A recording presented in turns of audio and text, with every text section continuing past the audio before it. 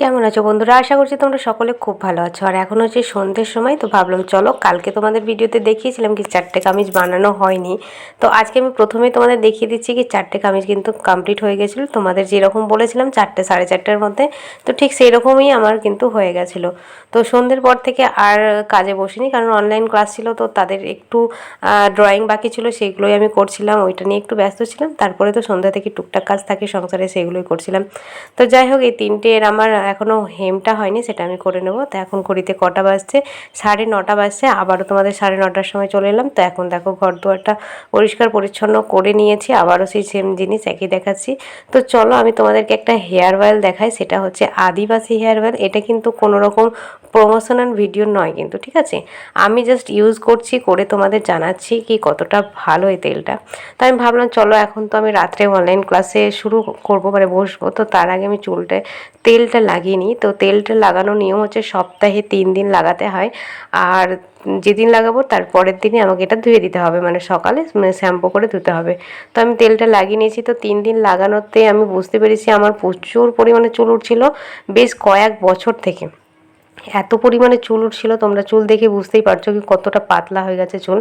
তো ওই কারণে আমি দেখলাম কি এটা ইউজ করি। তো এটা আমার একটা স্টুডেন্ট বললো কি দিদি এই তেলটা নাও, এটা হচ্ছে অরিজিনাল। তো ওখান থেকে আমি নিয়েছি। তো তেলটা কিন্তু খুবই, মানে চুলে হাত দিলেই চুল সমস্ত মনে হচ্ছে উঠে চলে আসছে, এরকম ব্যাপার হচ্ছিল। কিন্তু আমি 3 দিন ইউজ করাতে মনে হচ্ছে 50%-এরও মানে 50% কী বলবো, 50% কি 60% চুল ওটা কিন্তু একদমই কমে গেছে। গুড মর্নিং বন্ধুরা, কেমন আছো তোমরা? আশা করছি তোমরা সকলে খুব ভালো আছো। তোমরা অনেকেই বলেছো দিদিভাই এরকম টাইপের ভিডিও দিও, তাহলে আমরা খুব ইন্সপায়ার হচ্ছি, তোমাকে দেখে অনেক কিছু শিখতে পারছি।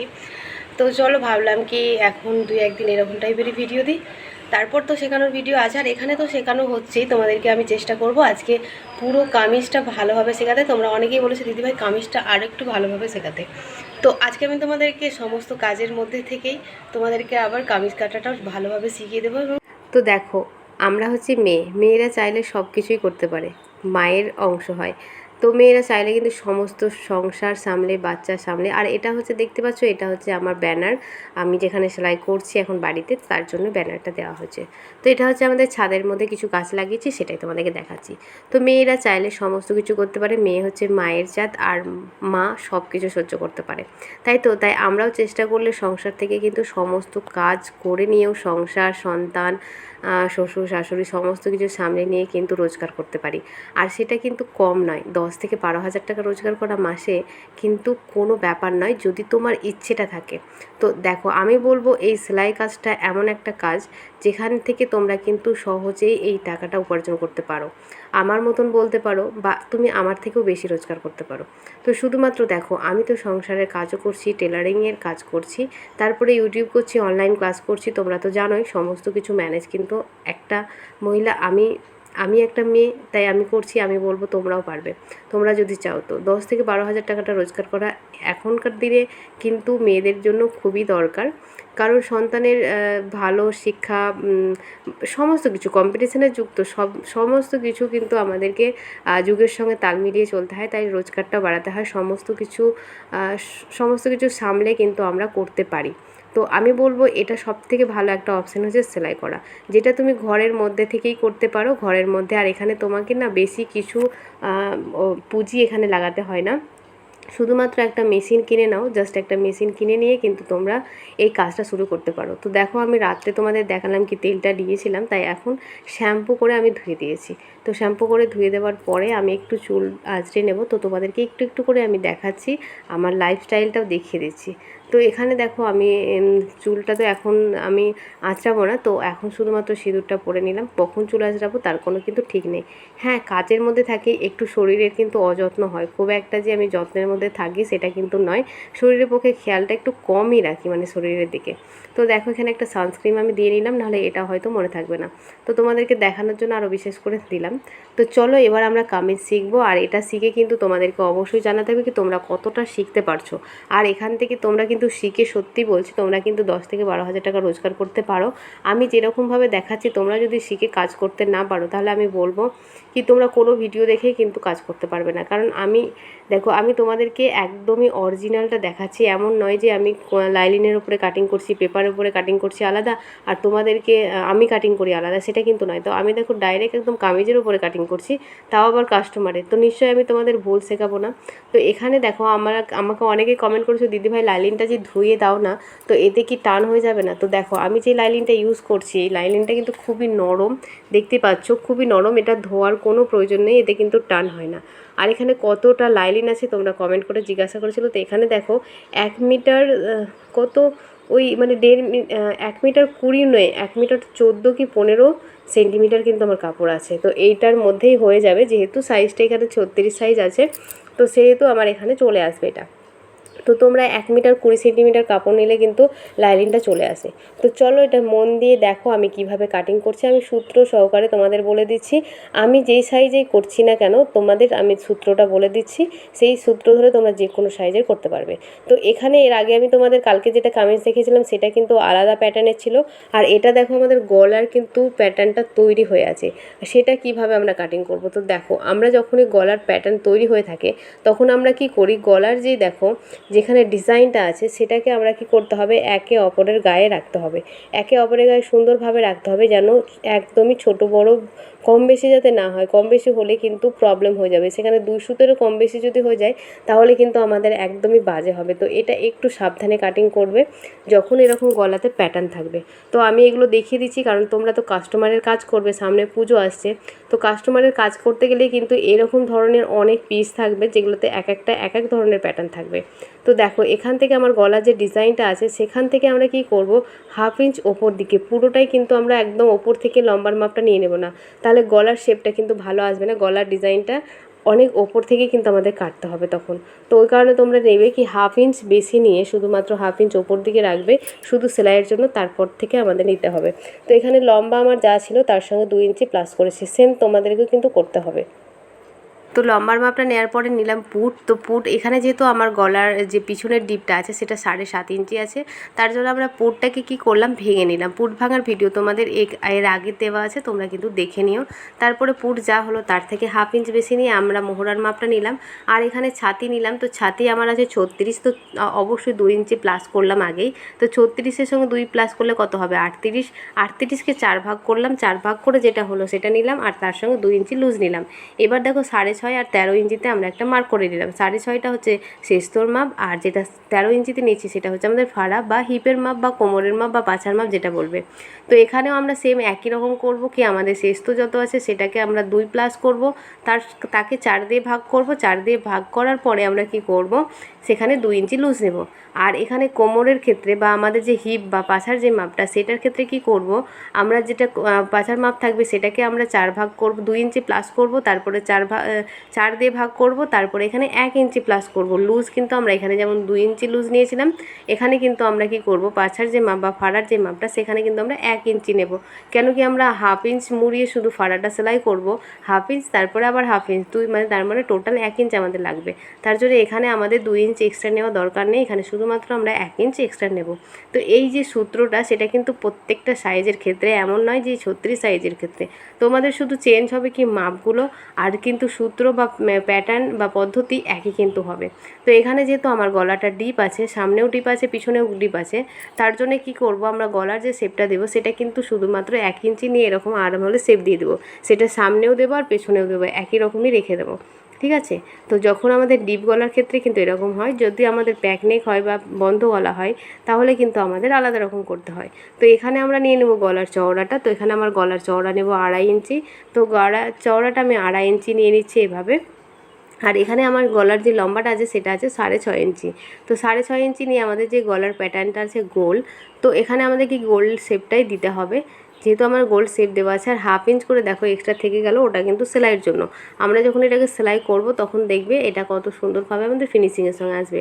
অনেক সময় হয় কি, আমাদের গলার শেপটার সঙ্গে মিলে যায় না আমাদের যে গলার লম্বা, তখন কিন্তু আমাদের কাটিংটা আলাদাভাবে করতে হয়, সেটাও তোমাদের দেখিয়ে দেবো।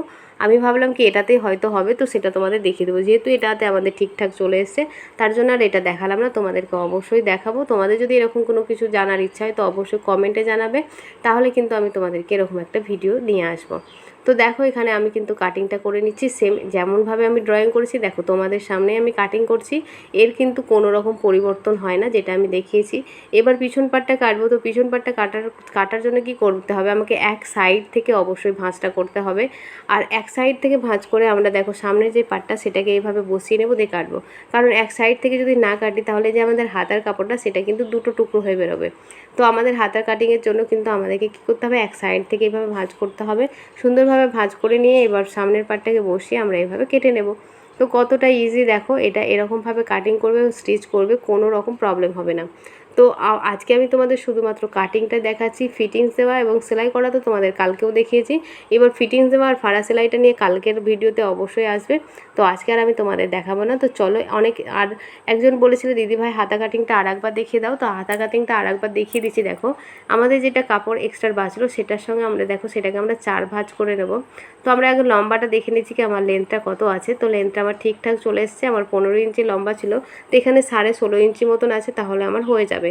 এখানে যেহেতু আমার 3/4 হাত, তো এই কারণে আমার চলে এসেছে।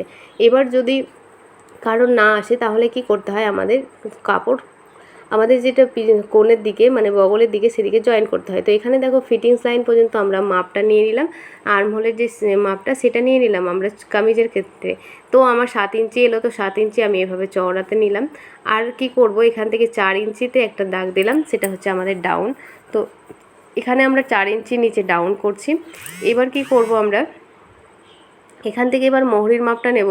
তো মোহরি আছে আমার 10 ইঞ্চি, তো এখানে আমরা 5 নিলাম আর 2 ইঞ্চি নিলাম লুজ। এবার এটাকে দেখো আমরা এইভাবে শেপটা দিয়ে নেব। এবার 2 ইঞ্চি আমাদের দেখো যেটা এক্সট্রা আমরা নিয়েছিলাম কামিজে, সেরকম এখানেও এক্সট্রা দিয়ে নেব। এবার এটার সঙ্গে ফিটিংসের মাপটা আর লুজের সঙ্গে লুজের মাপটা এইভাবে নিয়ে নিলাম। এবার এটাকে কাট করে নেব। তো দেখো হাতা কাটাংটা কিন্তু খুবই সহজ। তো তোমরা এইভাবে হাতা কাটিং করবে, করে দেখবে এবং সেলাই করে দেখবে, দিয়ে আমাকে অবশ্যই কমেন্টে জানাবে কি তোমাদের ফিটিংস কেমন আসছে। তো দেখো কতটা ইজিভাবে আমি তোমাদের দেখাচ্ছি যাতে তোমরা করতে পারো পুজোর আগে। আমি এইসবগুলো দেখাচ্ছি কারণ তোমরা পুজোর আগে যাতে কাজ করতে পারো। তো দেখো এখানে আমি তালপাটটা এখানে ড্র করে দেখিয়ে দিলাম তোমাদেরকে, আমি যখন সেলাই করব তখন এটা কাটিং করব। এবার দেখো লাইলিনটাকে আমরা 4 ভাঁজ করে নিয়েছি। তো লাইলিনটা একটু দেখো তোমাদের কাজের কিছু কিছু জায়গায় তোমাদের বলে দিস, তাহলে কি তোমাদের সময়টা কম লাগবে। তো লাইলিনে দেখবে যে দিকটা আমাদের সেলাই মানে বন্ধ থাকে, সেই দিকটাতে আমাদের নিচের দিকে রাখতে হবে, তাহলে কি হবে নিচের যে সেলাইটা সেটা আমাদেরকে করতে হবে না। আর ওপর দিকে আমাদের যেটা কাট হবে সেটা হবে কি আমাদের গলার দিকে, কারণ গলাতে তো আমরা পটি দেবো। তো নিচের দিকে যে এক্সট্রা একটা সেলাই করতে হতো আমাদের ভাঁজ করে, সেটা করার প্রয়োজন হবে না যদি আমরা নিচের দিকে যেই আমাদের যে বন্ধ থাকে মানে কি বলবো, কাপড়ের যে ধারটা বন্ধ থাকে না, সেই দিকটা আমাদেরকে নিচের দিকে রাখতে হবে, তাহলে কি আমাদেরকে আর এক্সট্রা করে ওটা সেলাই দিতে হবে না। তাহলে এখানেও কিন্তু আমাদের অনেকটা সময় বেঁচে যাবে। এবার কি করব, দেখো একটা পার্ট আমরা এখান থেকে বের করে নেব, দিয়ে আমরা কি করব পিছন গলাটা কাটবো। কারণ কি তোমাদের পিছন গলাটা কাটা দেখিয়ে দিই, কারণ অনেকেই বলেছিল দিদি হাঁড়ি গলাটা আর একবার দেখিয়ে দিও। তো হাঁড়ি গলাটা কীভাবে আমি কাটিং করছি সেটা আর একবার দেখে নাও। তো এটাও খুবই ইজি। তো এখানে আমার গলার যে লেন্থ আছে মানে পিঠের যে লেন্থ আছে সেটা হচ্ছে আমাদের 7.5 ইঞ্চি। তো এখানে গলার চওড়াটা আমরা 2.5 ইঞ্চি সামনের পাটে যেমন নিয়েছিলাম ঠিক সেম একই রকমভাবে আমরা পিছন পাটেও নেব। এবার 7.5 ইঞ্চিতে আমরা মার্ক করে নেব। তারপরে এখানে আবার চারকোনাভাবে বক্স করে নেব। তারপরে আমরা কি করব, 3 ইঞ্চিতে আমরা একটা দাগ দেবো, দিয়ে এরকমভাবে আর একটা বক্স করে নেব, এভাবে রাউন্ড শেপ দেব। এবার তারপরে দেখো এরকম টাইপের করে আমরা একটা শেপ দিয়ে নেব। দেখো একটা হাঁড়ির মতন এরকম টাইপের একটা শেপ দিয়ে নেব। এবার যেরকমটা আমি ড্রয়িং করলাম ঠিক সেরকমভাবে আমরা কাটিং করে নেব। তো দেখো কতটা ইজি, এইভাবে যদি করো তো তোমাদের সুন্দর হাঁড়ি গলা হয়ে যাবে এবং খুব সুন্দর লাগে এই ডিজাইনটা। এটা আমি তোমাদের দেখিয়েছি একটা শর্ট ভিডিওতে কিভাবে আন্ডারগ্রাউন্ড এভাবে দড়িটা লাগানো হয়। তো দেখো আমাদের কত সুন্দর শেপ এসেছে কলার ডিজাইনটা।